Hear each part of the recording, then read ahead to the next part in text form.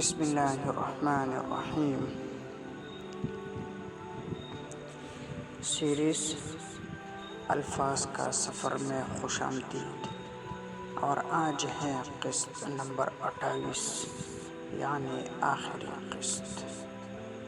حروف تہجی کے اعتبار سے حرف یا، اور اس پر موضوع ہے یوم قیامت۔ قیامت کا دن وہ دن ہے جب زمین کانپ اٹھے گی، آسمان پھٹ جائے گا، پہاڑ ریزہ ریزہ ہو جائے گی، اور ہر انسان اپنے اعمال کے ساتھ اللہ کے حضور میں پیش ہوگا۔ وہ دن نہ مال کام آئے گا، نہ اولاد، نہ دنیا کی شان و شوکت، صرف ایمان اور اعمال صالحہ نجات کا ذریعہ ہوں گے۔ قرآن کریم میں رب العالمین فرماتا ہے: یوم یفر المرء من اخیہ وامہ وابیہ وصاحبتہ وبنیہ لکل امرئ منہم یومئذ شأن یغنیہ۔ اس دن انسان اپنے بھائی، اپنی ماں، اپنے باپ، اپنی بیوی اور اپنے اولاد سے بھاگے گا۔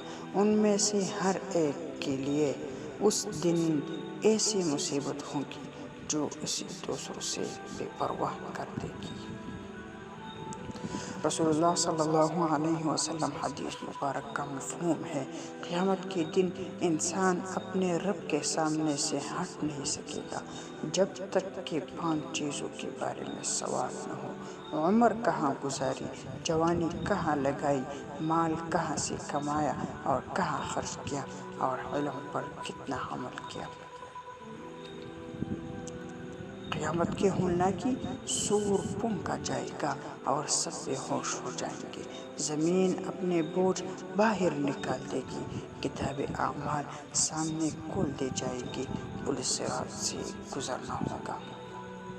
دنیا کی فانی خوشیاں انسان کو دھوکہ دیتے ہیں۔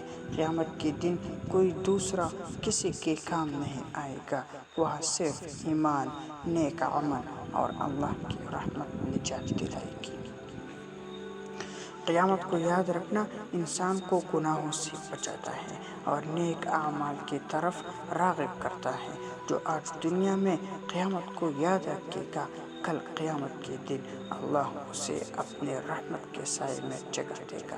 یاد قیامت غافل دلوں کو جگانے والی اور گناہوں سے بچانے والی سب سے بڑی نصیحت ہے۔